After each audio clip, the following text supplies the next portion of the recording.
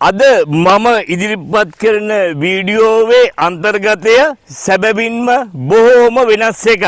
මේ වෙනසේ වටිනකම තියෙන්නේ එහෙම නැත්නම් මේ වෙනසේ ඩිස්ඇඩ්වාන්ටේජ් එක තියෙන්නේ ලංකාවේ මිනිස්සුන්ට.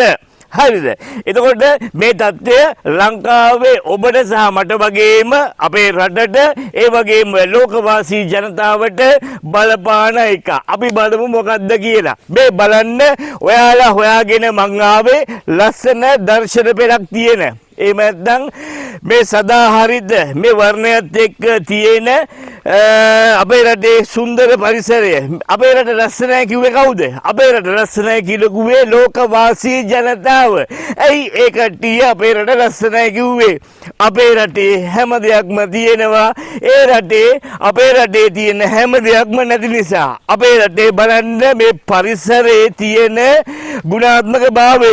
ඇත්තටම ලෝකේ සමහර රටවල් වල කාලෙකට උෂ්ණයි. ඒ කාලේ ඉන්න බෑ. උදාහරණයක් හැටියට කටාර් එයාපෝට් එකෙන් බැහැලිවලා එයාපෝට් එකෙන් පිට වෙනකොට මේ සමට දැනෙන රශ්මිය ඒක අලුත් කෙනෙක් නම් ඔබට දරා ගන්න බෑ. මේ දවස්වල ඇමරිකාවේ වැටෙනවා හිම. ඒක මයිනස් තත්ත්වයේ තියෙන්නේ. ඇමරිකාවේ හිම වැටෙන මේ තත්ත්වය නිසා පහුගිය දවස්වල ඒ ඇමරිකාවේ ජනතාවගෙන් ටික දෙනෙක් මිය ගියා. ඇත්තටම මහා මාර්ගවල ගමන් කරන්නට පවා යන්ත්‍ර සූත්‍ර දාලිවල හිම අයින් කළා තමයි යන්න ඕන. හැබැයි ඒ රටවල් දියුණු වුණා. තමුන්නාන්සලා දන්නවා අක්කර ගණන් විශාල නැව් හදපු මිනිස්සු ඉන්නවා මේ රටේ. සුළඟට වඩා වේගයෙන් ගමන් කරන්න පුළුවන් ජෙට් යානා හදපු මිනිස්සු ඉන්නවා මේ ලෝකයේ. සඳ තරණය කරපු මිනිස්සු අද අඟහරු තරණය කරන්නට උත්සාහ කරනවා. ඒත් මේ රටේ මිනිස්සු අපේ රටේ මිනිස්සු මොනවද කරේ? අපේ රටේ මිනිස්සුන්ට මේක දිනු කළා මේක ඒ තත්ත්වෙට ගේන්න පුළුවන් වුණත් අපේ රටේ හිටපු රාජ්‍ය නායකයෝ මේකේ ඔක්කොම ටික කාලි බලලා හපකල්ලි බලලා මුන් විනාශ කරලා දැම්මා. එහෙම වුණාන් පස්සේ අපිට ලෝකයේත් එක්කම ඉස්සරහට යන්න බැරි වුණා. ලෝකය අප තනි කළා අප පසු කල්ලි බලලා ඒ කට්ටිය ඉස්සරහට ගියා. එහෙම ගිහපු නිසා අපේ රට මර ඇඳේ තමයි පහුගිය කාලේ තිබුණේ. අපේ රට මර ඇඳේ තිබියදී දැන් ටික ටික හුස්ම අරගන්න තත්යකට පත් වෙලා තියෙනවා. මේ වෙනකොට මාස කිහිපයක් ඇතුළත ලංකාවට පැමිණි විදේශ සංචාරකයෝ ඒකටිය ලක්ෂ ගාණක්. එතකොට ලෝකේ හැපි ඩෙස්ටිනේෂන් එක අන්න ඒ රටවල් කීපෙන් ලංකාවත් විතරට ආවයන් පස්සේ ලෝකේ සංචාරකයෝ අපේ රටට එනවා. අපේ රට හොඳ නිසා අපේ රටේ ගුරුත්වාකර්ෂණ බලය අඩු නිසා තමයි ආදර් ශ්‍රී ක්ලාක් මහත්තයා පවා ලංකාවේ ඔහුගේ ජීවිතේ අවසානය වෙනතෙක් ලංකාවේ රැඳී උන්නේ. හරි. දැන් එතකොට මොකද්ද මේ තියෙන අලුත් ප්‍රශ්නය? අලුත් ප්‍රශ්නේ තමයි ලංකාවට විදේශිකයෝ එනවා. මං කීවේ මාස කිහිපයක් ඇතුළත ලංකාවට ආපු විදේශ ජාතිකයෝ ලක්ෂ ගණනක්. එතකොට ඔන්න විදේශ ජාතිකයෝ ආවන් පස්සේ ඒ කට්ටියගේ රැකවරණය සඳහා ඒ කට්ටියට මඟ පෙන්වීම සඳහා විදේශ ජාතිකයන්ට මොන හරි ගැටලුවක් වුණොත් එහෙම ඒ ගැටලු වෙනුවෙන් ඒ ගැටලු සඳහා ඔවුන් වෙනුවෙන් පෙනී සිටින්නට ලංකාවේ බිහි කරලා තියෙනවා සංචාරක පොලිසි. සංචාරක පොලිසි වලට කොට්ටාශකුත් තියෙනවා. සංචාරක පොලිසි ලංකාවේ කොච්චර තියෙනවද? 43ක් තියෙනවා. මෙන්න මේ 43 මේ සංචාරක එහෙම නැත්නම් නාවික දිශාව බාරව නියෝජ්‍ය පොලිස්පතිවරයෙක් වැඩ කරනවා. ඔහුගේ නම නාලකද සිල්වා. මෙන්න මේ නාලකද සිල්වා නියෝජ්‍ය පොලිස්පතිවරයා සංචාරක පොලිසි 43ටම යවලා තියෙනවා මෙසේජ් එක. මොකක්ද මේ මෙසේජ් එක? ඒ මෙසේජ් එකේ කියවෙන්නේ ලංකාවට සංචාරක ආවන් පස්සේ අන්න ඒ කට්ටියගේ විස්තර ලබා ගන්න. විදේශයේ ජාතිකයෙක් ආවොත් එහෙම එයාගේ රට මොකද්ද? එයාගේ ජාතිය මොකද්ද? විදේශ ජාතිකයා නවාතන්ගෙන සිටින ස්ථානයේ එතන ලිපිනය. එම ස්ථානයේට විදේශ ජාතිකයා පැමිණි දවසත් අහනවා. ඊට අමතරව විදේශ ජාතිකයාගේ ගමන් බලපත්‍රයේ අංකය ඒකේ වර්ගය මොකද්ද කියලා අහන මොන මගුලටද බම් මේව හොයන්නේ ලංකාවට විදේශ ජාතිකයෙක් ආවා කියමු මම එක උදාහරණයක් කියන්නම් බණ්ඩාරනායක ගුවන්තොටුපළෙන් පිට වෙනවා ලංකාවට ආපු විදේශ ජාතිකයා කොහොම හරි ටුක් ටුක් එකකින් හරි වෙනත් වාහනයකින් හරි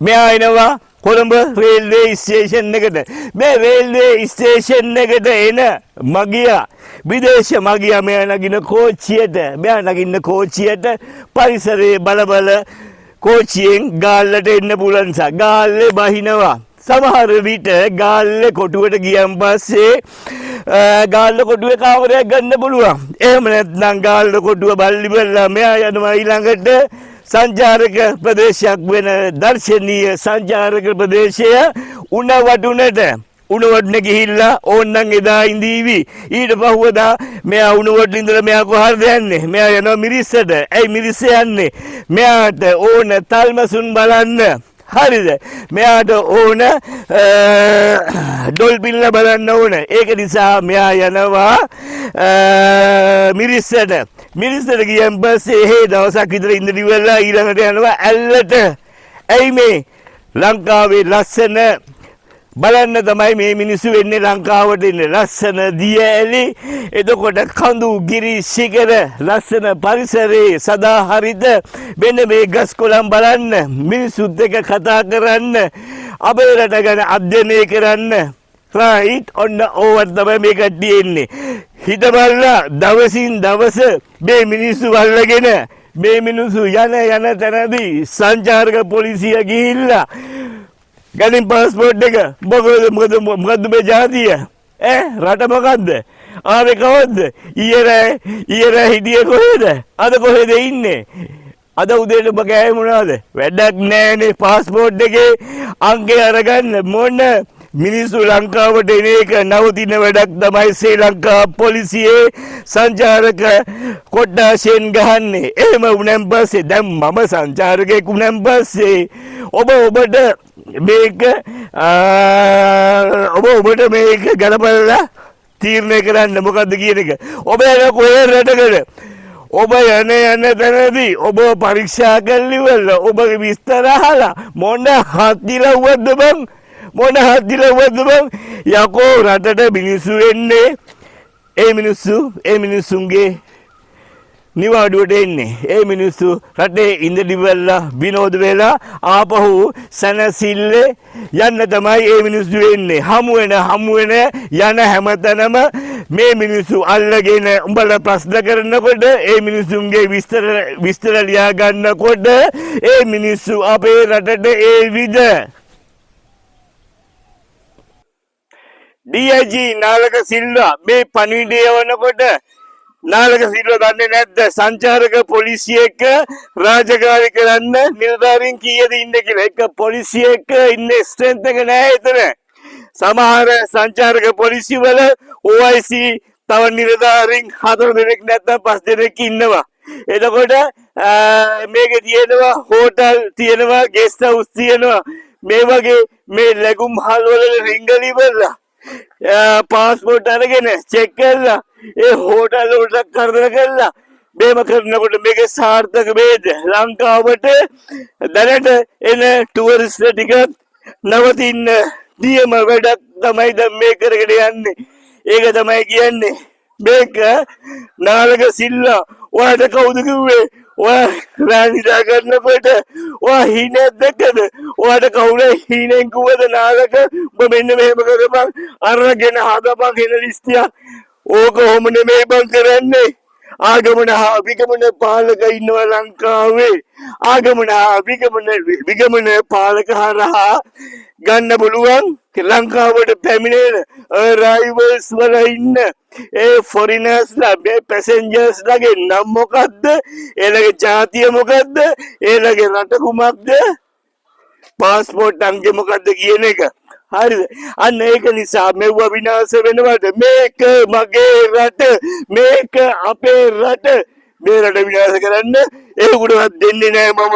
අන්න ඒක නිසා මෙන්න මේ තොරතුරු කියලිවලා මේක සමාජගත කරලා මේ අරගත්ත මරි මෝඩ තීරණ මෙන්න මේව වෙනස් කරන්නට උවමනායි.